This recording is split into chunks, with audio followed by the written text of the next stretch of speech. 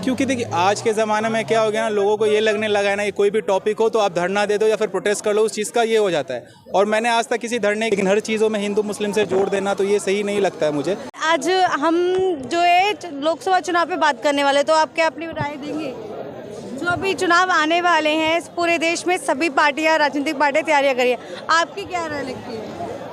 जो भी पार्टी आए अच्छे काम करे, बस हमारी यही मनोकामना है। आप किस पार्टी को वोट देना पसंद करते हैं और क्यों?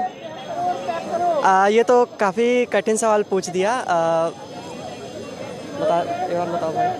आप बताइए, आपकी क्या राय है? क्योंकि देखिए मेरा ये मानना है, राजनीतिक तौर पे जो भी अगर आप वोट देते हैं ना, तो आप नीतियों को देख के दीजिए, एजुकेशन के मामले पे दीजिए। क्योंकि हर चीज़ में उस चीज़ को हिंदू मुस्लिम से जोड़ देना ये मुझे सही नहीं लगता है।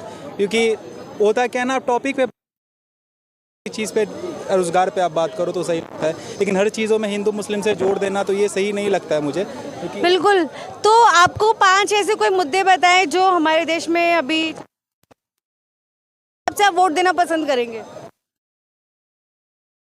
मेरे हिसाब से सबसे पहले तो वुमेन एम्पावरमेंट पे बहुत ज़्यादा बात होना चाहिए। क्योंकि अभी जिस तरीके से देख रहे हैं कि महिलाओं की सुरक्षा के लिए बहुत ज़्यादा प्रॉब्लम क्रिएट हो रहा है। अभी ऐसे सर्वे भी हुआ तो यूपी, जहाँ पे बहुत सारी ये होती है कि सरकार ने बहुत काम किया, लेकिन अभी सबसे ज़्यादा सेक्स रैकेट में या फिर प्रोस्टिट्यूशन वगैरह में या फिर चाइल्ड ट्रैफिकिंग या कुछ भी आप बोलते हो, वुमेन रेपिस्ट वाले में सबसे ज़्यादा वहाँ पे केस अभी आया है। तो उस चीज़ को देखते उस चीज़ पे थोड़ा काम होना चाहिए। रही बात एजुकेशन के सिस्टम के मामले में, थोड़ा उस पर भी काम होना चाहिए थोड़ा। क्योंकि देखिए होता क्या है ना, अगर बच्चे पढ़ेंगे नहीं तो अगर नौकरी के लिए अगर मांग करते हैं तो वो तो मुझे जेन्युइन लगता नहीं है। अगर मैं गाँव में रह रहा हूँ और मैं किसानी का काम कर रहा हूँ और मैं बोलूँगा मुझे प्राइवेट जॉब चाहिए, तो ये तो मेरे लिए वाजिब है नहीं। या फिर अगर मैं कहीं अच्छा काम कर रहा हूँ या फिर मेरे पास डिग्री है, तो मैं इस चीज़ के लिए हल्ला करूँगा या फिर प्रोटेस्ट करूँगा तो मुझे सही लगेगा। और तीसरी ये बात है, थोड़ा गरीबों के लिए भी थोड़ा उस चीज़ के लिए काम करना चाहिए। क्योंकि आज के ज़माने में क्या है ना, मिडिल क्लास फैमिली होना बहुत बड़ी प्रॉब्लम हो चुकी है।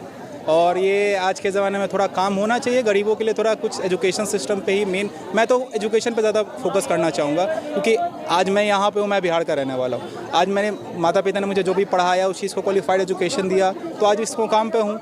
तो अगर मेरे पास एजुकेशन होगा नहीं तो मैं बस फाकीबाज कर देना, फिर मुंह से बोल देने से कुछ नहीं होता। ज्ञान देना सब। जैसे अभी एक किसान का चल रहा है कि जो धरना दे रहे हैं दिल्ली के सभी बॉर्डर्स पे, उस पे आपकी क्या राय है? वो सही है या गलत है, किस तरीके से? देखिए इसमें मैं यही बोलना चाहूँ, किसी भी सिक्के के दो पहलू होते हैं, ठीक है।